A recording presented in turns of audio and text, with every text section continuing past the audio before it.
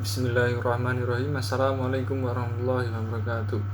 Di sini saya akan menjelaskan tentang lafaz berdasarkan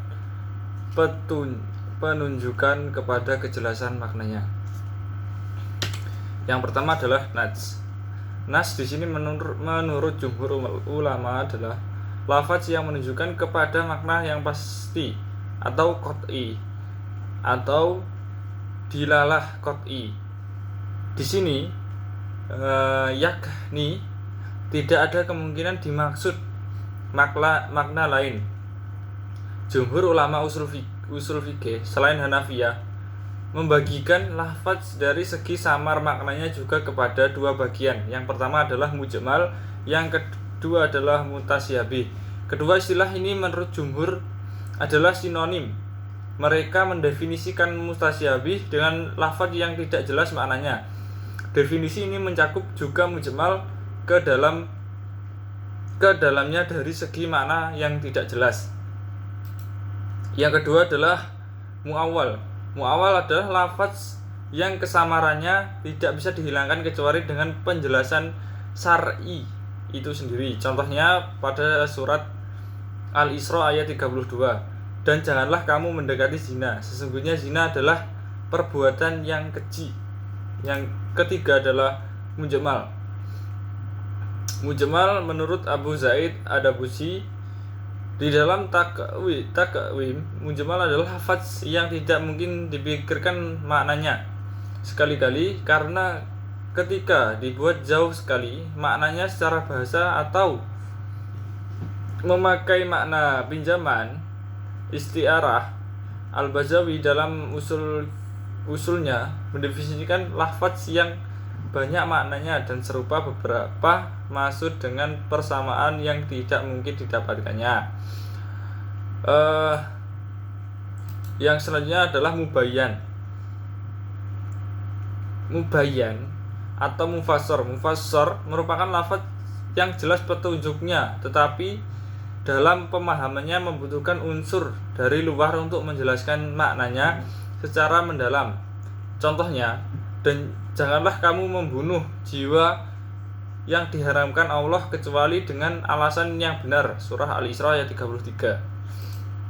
Yang selanjutnya adalah menurut Hanafiyah. Ulama-ulama dalam mazhab Hanafi membagi lafaz ditinjau dari segi maknanya.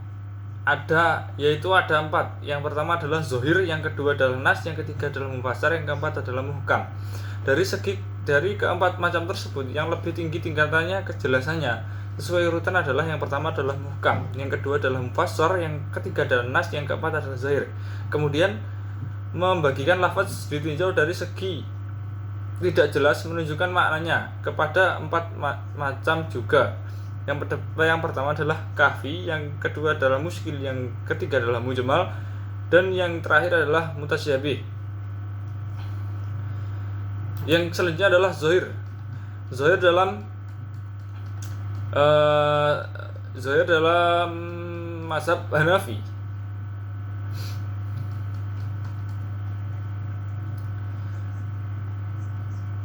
Zohir dari Abu Ad-Dabusi, salah seorang bermazhab Hanafi mendefinisikan zohir dengan zohir adalah yang tampak jelas, maksudnya dari setiap ucapan bagi si pendengar dengan semata-mata mendengarkan ucapan tersebut. Menurut Al-Islam Al-Bazadi, zohir adalah nama bagi seorang ucapan yang tampak jelas, maksudnya bagi si pendengar dengan sighot ucapan sendiri. Contohnya dalam firman Allah Subhanahu wa taala dalam surat Al-Baqarah yang berbunyi alladzina ya'kuluna riba la yakumuna illa kama yakumul ladzi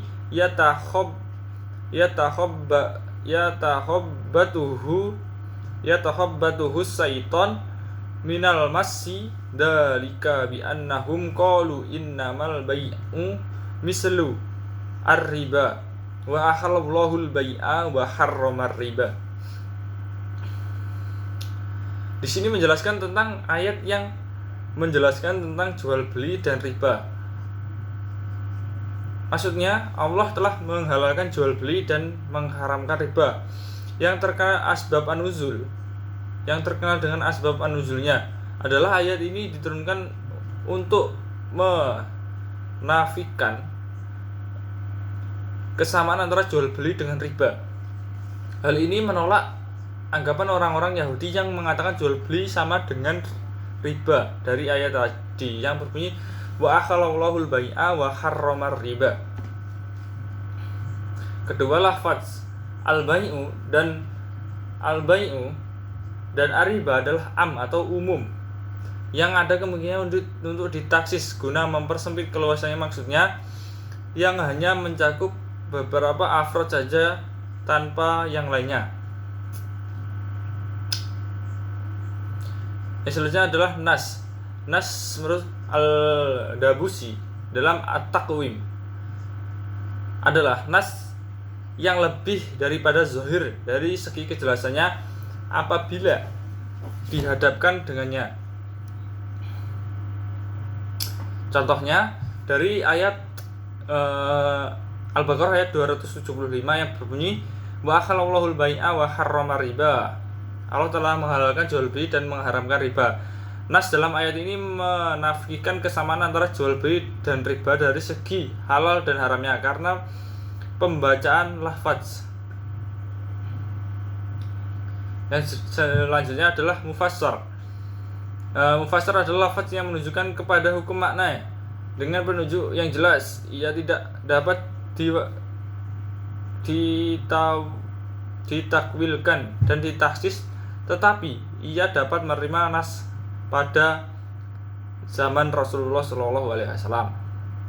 Contohnya wa qatilul musyrikina kaffah kama yuqatilunakum kaffah wa'lamu annallaha ma'al muttaqin, yang artinya dan pergilah kamu musyrik itu semuanya sebagai meskipun merangi kamu dan ketahuilah bahwasanya Allah beserta orang-orang bertakwa. Yang terakhir adalah muhkam. Muhkam adalah lafaz yang menunjukkan kepada makna sebagai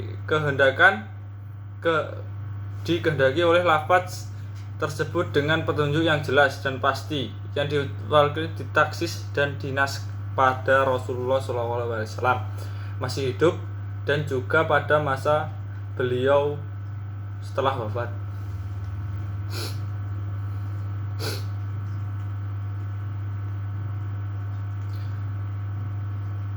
Yang selanjutnya adalah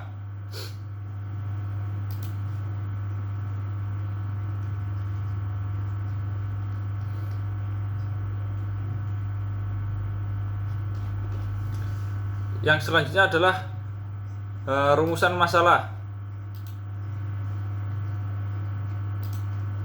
Masalah yang pertama, bagaimana tahrim yang dinisbatkan pada materi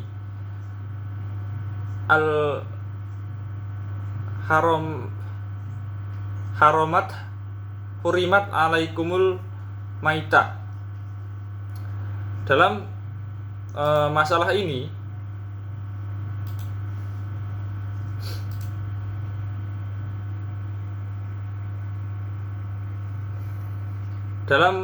ini terdapat pada surah Al-Baqarah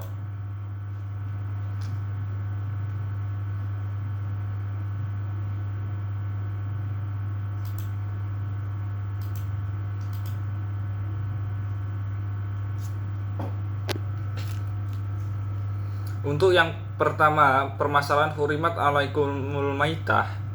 Di sini bahwasanya Allah mengharamkan kita untuk memakan bangkai, akan tetapi ada juga pengecualian sebagaimana disebutkan dalam sabda Nabi Muhammad SAW, telah dihalalkannya bagi kami dua bangkai, dua darah.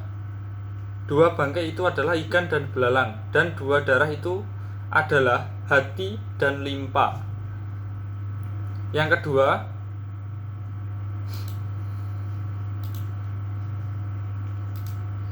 untuk permasalahan yang kedua adalah apakah syarat tawil dan zohir?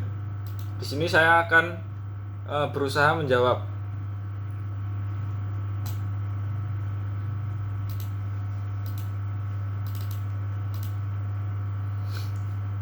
Tawil dan zohir.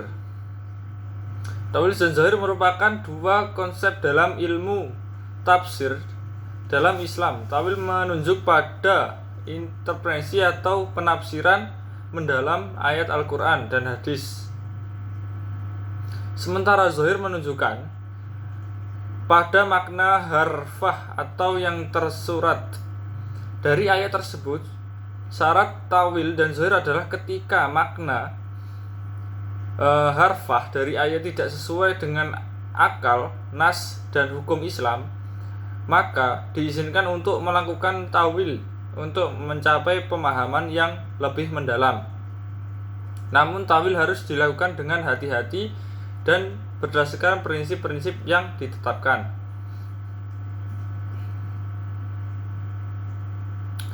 Untuk soal yang kedua, lafaz yang memiliki dua musanna, yaitu saya mencoba menjawab. Yang pertama adalah lafaz lugawi, adalah lafaz yang digunakan dalam bahasa sehari-hari tanpa kata dengan syarat Islam. Contohnya kata sabi yang dalam bahasa Arab sehari-hari berarti tua. Namun dalam konteks syar'i kata ini menunjuk pada seorang pria yang telah mencapai usia balik.